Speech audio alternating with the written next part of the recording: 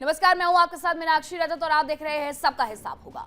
दशकों तक जिस खाड़ी क्षेत्र को अमेरिका अपना अभेद्य किला समझता था, आज वहां की जमीन उसके पैरों तले खिसकते हुए नजर आ रही है। सऊदी अरब से लेकर के यूएई तक खाड़ी देशों का भरोसा वाशिंगटन से पूरी तरीके से उठ चुका है और कई अमेरिकी सैन्य बेस वीरान हो रहे हैं। उनकी जगह नई वैश्विक ताकतें ले रही है। कभी तेल की सुरक्षा के बदले सैन्य कवच देने वाला अमेरिका आज खुद सवालों के घेरे में है। ईरान ने जिस तरीके से अमेरिका और उसके सहयोगी देशों को दहलाया, उसने खाड़ी देशों को डरा करके रख दिया है। अमेरिका किस तरीके से खाड़ी से साफ हो गया है, इसके पीछे के कारण क्या है, वो चलिए आपको बताते हैं। सबसे पहला जो कारण है, खाड़ी देशों का मानना है कि यूएस का सुरक्षा कवच अब भरोसेमंद नहीं रहा है। उनका मानना है कि यूएस पहले की तरह सुरक्षा नहीं दे पा रहा है। ईरान का खाड़ी देशों पर हुए हमलों में यूएस ने उन्हें उनके हाल पर छोड़ दिया है। दूसरा वजह, केवल इजराइल की सुरक्षा को प्राथमिकता दी गई। यूएस के डिफेंस सिस्टम केवल इजराइल के लिए इस्तेमाल किए गए। सहयोगी देशों के ऊर्जा बुनियादी ढांचे असुरक्षित छोड़ दिए गए। तीसरा बड़ा कारण यह कि चीन रूस का प्रभाव लगातार बढ़ते जा रहा है। चीन रूस अब क्षेत्र में केवल एक व्यापारी की तरह नहीं रह गए हैं, खाड़ी देशों के रक्षा के लिए आगे भी आ रहे हैं और सऊदी अरब ने रक्षा के लिए चीन की तरफ कदम बढ़ा दिया है। यूएई ने भी रक्षा के लिए रूस से हाथ मिला लिया है और अब डॉलर के बजाय युआन में व्यापार करने के बारे में सोचा जा रहा है, उसकी तरफ बढ़ा जा रहा है। चौथा कारण यह है कि एक तरफा सैन्य नीतियां, यानी कि यूएस ने खाड़ी सहयोगियों को दरकिनार किया।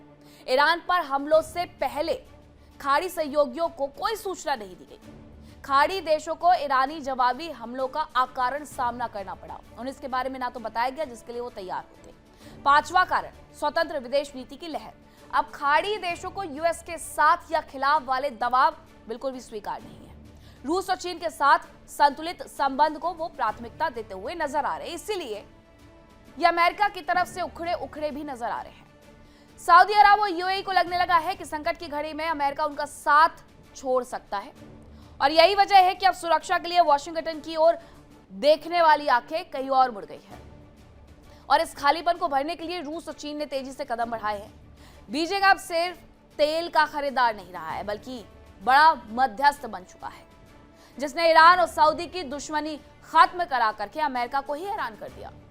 वहीं रूसी हथियारों और सामरिक तालमेल ने अरब देशों को एक नया विकल्प दिया है। सुरक्षा की गारंटी अब डॉलर से नहीं बल्कि युआन और रूबल के करीब जाते हुए दिखाई दे रही है।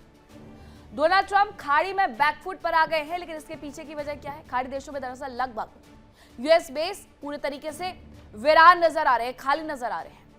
पांचवें बेड़े के बहरीन लौटने की संभावना अब ना के बराबर रह गई है। यूएई में पैट्रियट स्टॉक 75% तक खत्म हो गया है। बहरीन में यह 87% है। यूएस ने 16 अप्रैल को सीरिया से अपनी सेवाएं वापस ली थी। कतर ने अमेरिकी सैनिकों की वापसी का दावा किया था। यूएई ने डॉलर को पूरी तरीके से त्याग दिया है, इसलिए वो दूसरी करेंसी पर शिफ्ट होने के बारे में अब सोच रहा है, जिसके लिए उसने चीन और रूस का रुख भी कर लिया है। यानी साफ है कि खाड़ी के रेगिस्तान में अब अमेरिकी रसूख की आंधी थम चुकी है। लेकिन सवाल यह है कि क्या यह सुपर पावर के अंत की शुरुआत है या फिर खाड़ी देश अपनी सुरक्षा की नई इबारत खुद लिख रहे हैं? हालांकि ये आने वाला वक्त बताएगा, थोड़ा इंतजार करना होगा। लेकिन फिलहाल ट्रंप के लिए यहां रास्ते नजरबंद आ रहे हैं। आज इसी मुद्दे पर डिबेट के लिए हमारे साथ खास पैनल जुड़ा है, उनसे रूबरू करवाऊंगी, लेकिन उसके पहले एक रिपोर्ट देखिए।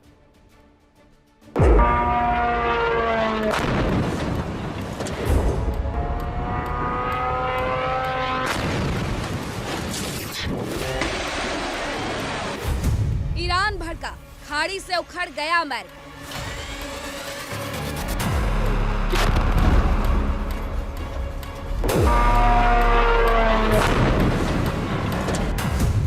ईरान ने बिछाया जाल, ट्रंप की नहीं चली चाल।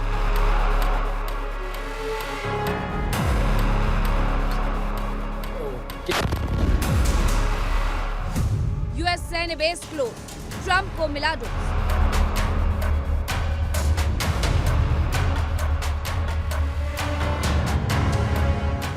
खाड़ी देशों को नहीं भरोसा, सन की ट्रंप को कोसा।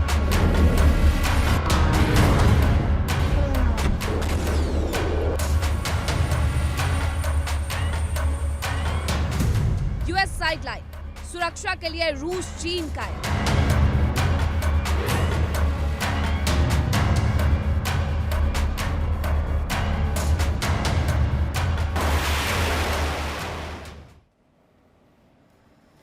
अब सबसे बड़ा सवाल भी यही है कि क्या ईरान के बिछाए जाल के कारण खाड़ी से अमेरिका पूरी तरीके से साफ हो गया है। इसी पर करेंगे चर्चा की शुरुआत। कौन कौन से मेहमान मेरे साथ जुड़े हैं आपका परिचय करवाती हूँ। मेरे साथ जुड़ रहे हैं मेजर जनरल अनुज बाथुर, रक्षा विशेषज्ञ, ब्रिगेडियर शाहिदेंदु, रक्षा विशेषज्ञ, विंग कमांडर आलोक सहाय जी, रक्षा विशेषज्ञ कैप्टन श्याम कुमार जी, रक्षा विशेषज्ञ रवि करकरा, भू राजनीतिक विशेषज्ञ अमेरिका से। सबसे पहले रवि, मैं आप ही से ये सवाल पूछना चाहूंगी कि अमेरिका और इजराइल ने मिलकर के सोचा इजराइल के ऊपर, ईरान के ऊपर हम अटैक करेंगे, ईरान पूरी तरीके से गायब हो जाएगा। लेकिन सच ये है कि उनके बहुत सारे ऐसे बेसिस है अमेरिका की जो कि अब गायब हो चुके हैं।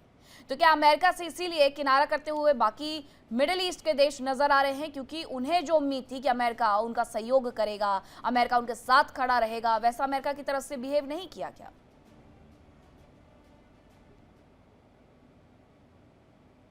रवि, अनम्यूट करिएगा। आवाज आ रही है मेरी? जी हाँ जी, तो मैं आपको यही कह रहा था कि बहुत अच्छी एनालिसिस की है आपने शुरू में, जिसके बारे में मैं ऑल्सो ऐड करूंगा। बहुत इंपॉर्टेंट आपने बोला है कि ये सोचा नहीं था कि ट्रंप ने कि यूएई ये स्टैंड ले लेगा या बाकी जो जीसीसी कंट्रीज हैं वो दोबारा। एक ही सवाल जो उनको बार बार उनके जहन में, जो उनके दिमाग में आ रहा है, वो ये है कि हम लोगों ने जब 1970s में निक्सन ने जब पेट्रो डॉलर के बारे में बात की थी, तो हमको ये बोला गया था कि इसके रिटर्न में हम आपको सुरक्षित रखेंगे। राइट, हम लोग अपने बेसिस बना के आपको कोई अटैक नहीं कर पाएगा। और उस वक्त भी हमेशा जीसीसी कंट्री और ईरान के बीच में हमेशा एक टग ऑफ वॉर जो है वो चलती रही। और अब जो है बहुत क्लियर हो गया पिछले 51 दिनों में या 52 दिनों में, एक चीज बड़ी क्लियर हो गई है कि यूएसए वो अपनी गारंटी कर नहीं पाया। क्योंकि यूएसए चाहे उनका डिफेंस फेल रहा है, चाहे वो इसराइल के साथ लगे हुए हैं, पर आज सबसे बड़ा जो झटका जो अमेरिका को लगेगा, अगर आप ब्रेटन वुड अग्रीमेंट से आज तक का अगर आप देखेंगे 2026, ऑलमोस्ट 100 साल होने वाले हैं। ब्रेटन वुड अग्रीमेंट जब एक डॉलर एक इंटरनेशनल करेंसी के रूप में निकल के आया था, और ऑफकोर्स 70s में पेट्रो डॉलर के साथ लिंक हो गया था। तो उसमें अगर world economy petro dollar, specially जो ओपेक है, अगर पेट्रो डॉलर से डीलिंग करती है, तो उसका बहुत बड़ा झटका जो है वो यूएस मार्केट को लगेगा। और जैसे हम लोगों ने आपके शो में पहले भी डिस्कस किया था कि यूएस इकोनॉमी क्या है, वो $36 ट्रिलियन का डेट है। और ये एक पूरा जो फ्लक्स, एक तरह का फ्लफ सिस्टम जो है, वो जो है वो बहुत बुरी तरह डिसमेंटल होगा। इसके बारे में काफी लोग चर्चा कर रहे हैं, और काफी इन्वेस्टर्स और जितने भी फाइनेंशियल एक्सपर्ट्स हैं, उनका सबसे बड़ा जो एक वरी है वो यही है कि क्या ट्रंप ने एक डोमिनो इफेक्ट शुरू कर दिया है, जिससे जो एक्सेलरेशन ऑफ डी डॉलराइजेशन जो है बढ़ जाएगी।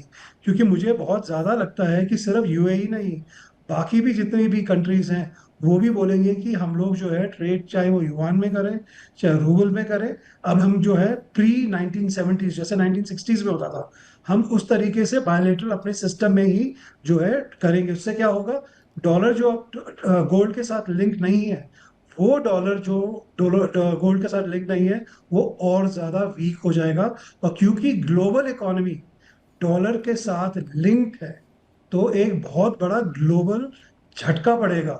और इसके लिए शायद आपको दुनिया शायद तैयार नहीं है। तो एक तरीके से हम बहुत ज्यादा एक complex, convoluted financial and dollar based world economic system में फंसे हुए हैं। और इसकी सबसे इंपॉर्टेंट शुरुआत की थी 1970s में, जब ईरान ने, सॉरी लेटर 1990s में ईरान ने जब ईयू के साथ यूरो में ट्रेड करना शुरू किया था। तो ये सब कुछ वहीं से शुरू होता है कि डॉलर को जब भी थ्रेट मिला है, चाहे कोई भी रजीम हो, तो उसमें अमेरिका उसको बर्दाश्त नहीं कर पाता है। तो अल्टीमेटली आप देखेंगे इसका बहुत सबसे ज्यादा खामियाना जो है वो ट्रंप खुद उनको भुगतना पड़ेगा। क्योंकि सेकंड टर्म अब उनको लगता नहीं है कि सेकंड टर्म उनके हाथों में है। इसीलिए जो सारा जो पैनिक जो हो रहा है, जो लोग इधर भाग रहे हैं, कभी नहीं भाग रहे हैं, कभी आ रहे हैं, कभी नहीं आ रहे हैं, ये अब जो है बहुत बुरी सिचुएशन हो गई है। क्योंकि जितने भी उनके आर्मी के एक्सपर्ट्स हैं उनको उनने निकाल दिया है, और बाकी जो आसपास एक्सपर्ट्स हैं वो रियली एक्सपर्ट्स नहीं है। वो मोर, वो कहते हैं ना अंग्रेजी में एक चैप्टर होता था हमारे स्कूल में, होता था एम्परर हैज न्यू क्लोथ्स। और कोई बताना नहीं चाहता कि एम्परर के क्लोथ्स क्या हैं। तो ये वही हालत हो गई है 2026 में कि ट्रम्प जो है वही वही एम्परर है, उनको कोई कॉल आउट नहीं कर रहा, उनके आसपास के जो एडवाइजर्स हैं। तो जी। ये एक समस्या बन चुकी है, और इसका सबसे बड़ा झटका सिर्फ अमेरिका को नहीं पड़ेगा, इसका झटका पूरे दुनिया को पड़ेगा, क्योंकि डॉलर बेस्ड जो वर्ल्ड इकोनॉमिक फ्रेमवर्क है वो जो है उसमें काफी कुछ तहस नहस होगा। और ये जी। चाइना बहुत अच्छी तरह समझ चुका है, और चाइना और भी अब करेगा कि चाहेगा कि मोर एंड मोर कंट्रीज जो है वो युआन को देखे। पर युआन का प्रॉब्लम ये है कि वो भी, और दो China has a huge gold reserve, जी। पर तभी भी कोई ट्रस्ट नहीं कर सकता चाइना को। तो आई थिंक इसमें बाकी जो है, तभी मैंने आपके प्रोग्राम में कल भी बोला था कि ब्रिक्स का जो है, चाहे ब्रिक्स करेंसी है चाहे ब्रिक्स है, उनका बहुत इंपॉर्टेंट रोल बन गया है आज की डेट में 2026 में। बिल्कुल, धन्यवाद। अब देखते हैं कि आगे आखिरकार क्या होगा। लेकिन ब्रिगेडियर, क्या ये कहना गलत होगा कि ईरान ने सुपर पावर को रोक तो दिया है?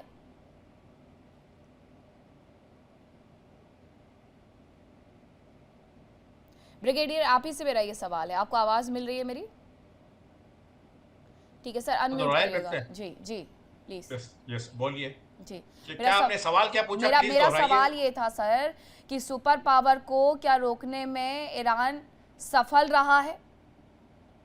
देखिए, सफल तो है ही है। अभी तक अगर 50 दिन तक आप युद्ध में बने हुए हैं तो आप बहुत सफल हैं, और जिस तरीके से आपने अमेरिका को बार बार सीज फायर करने के लिए बाध्य किया वो भी एक सक्सेस का पैरामीटर है। लेकिन ये सक्सेस है क्या? पूरे विश्व में त्राही त्राही मचा दिया, आपके 31 स्टेट डिस्ट्रॉय हो गए, तमाम तरीके की जो आपके यहाँ जो रोजमर्रा की चीजें हैं वो उपलब्ध नहीं है। इस युद्ध से आपको भी बहुत कुछ हासिल नहीं हुआ, ये समझना पड़ेगा। अमेरिका को आपने रोका बिकॉज उसके कई सारे वजह हैं। अमेरिका का एक डिस्टेंस, अमेरिका के मिलिट्री बेसिस को टारगेट किया, और अमेरिका ने हमेशा ही कंस्ट्रेंट के साथ इस ऑपरेशन को लड़ा है। तमाम तरीके का डिस्ट्रक्शन जरूर किया, लेकिन आपको एक मौका जरूर दिया है। पीस की बात अगर कोई करता है तो अमेरिका ने आपको मौका दिया है। चाहे वो first round of talk Islamabad हो, सेकेंड राउंड में आपने डेलीगेशन भेजने से मना कर दिया, लेकिन अमेरिका के 2C-17 एयरक्राफ्ट इस्लामाबाद रावलपिंडी में लैंड किए थे। तो ये सारी चीजें आपको देखना पड़ेगा। आप एक IRGC के डिक्टेशन पे कंट्री को नहीं रन कर सकते। आपको वर्सेटाइल डिप्लोमेसी और डायलॉग को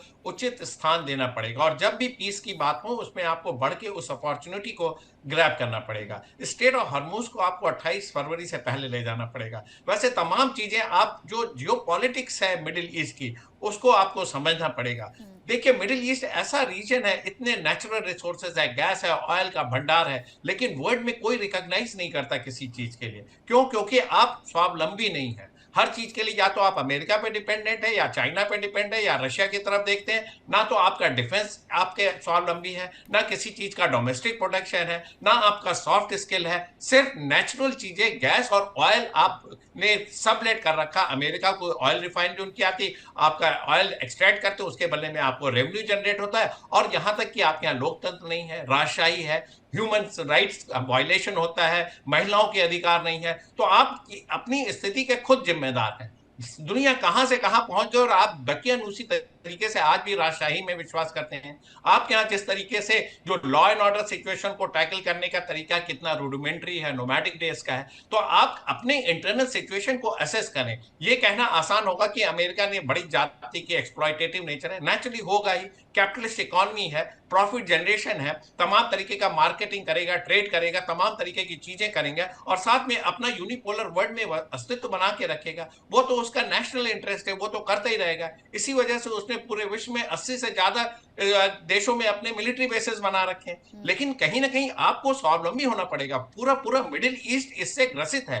देखिए, अमेरिका ने तो नाटो को भी छोड़ने की धमकी देता है। जब वो नाटो का नहीं हुआ तो आपके मिडिल ईस्ट की वो सुरक्षा कैसे कर सकता है? उसने पहला स्ट्राइक हुआ, अपने सैनिकों को विड्रॉ किया, आपने तमाम तरीके के मिलिट्री बेसेस वाइंड अप किए और बैठ गए होटल में। और जब आप होटल पे स्ट्राइक करते तो आपको अगेंस्ट क्लेम करता है कि आप सिविलियन टारगेट को एंगेज कर रहे हैं। तो अमेरिका ने आपको सिक्योरिटी नहीं दी, आपके रिसोर्सेज को एक्सप्लॉइट किया, और आपको ऐसी स्थिति में ला दिया कि अब आपके पास कोई ऑप्शन नहीं। ये ईरान आज टारगेट है, कल ईरान सरेंडर कर देगा, फिर सऊदी अरेबिया आएगा, फिर जॉर्डन आएगा, फिर इजिप्ट आएगा। हर जगह ये क्राइसिस होने जा रही, क्योंकि इजराइल जो है वो रुकने वाला नहीं है। इजराइल आज सदर्न लेबनान में, कल वो जॉर्डन पे भी अटैक करेगा, कल वो इजिप्ट में भी जाएगा, वो सुएज कैनाल पे भी कैप्चर करेगा। तमाम लेकिन ऐसे वो हर तरफ डायनेमिक्स आगे हैं तो जिसको बढ़ ही आपको रहे समझ। हैं, हॉर्मुज के साथ साथ मलक्का की तरफ भी आगे बढ़ रहे हैं। आगे आने वाले वक्त में ठीक है, अभी हूतियों की वजह से थोड़ा सा अलमांडेब की तरह जरूर नहीं जा रहे हैं, लेकिन वहां पर भी वो आगे बढ़ने की कोशिशें जरूर करेंगे। मेजर जनरल अनुज माथुर, क्या इस पूरे युद्ध की वजह से खाड़ी में अमेरिका की पकड़ कमजोर हो रही है? क्योंकि हमने देखा यूएई हो, वो लगातार रशिया चाइना के साथ संपर्क में आ रहा है, उनसे फोन पर लंबी वार्ताएं उनकी हो रही हैं, तो क्या अमेरिका पर भरोसा इन खाड़ी देशों का भी कुछ कम हो गया है इस युद्ध की वजह से?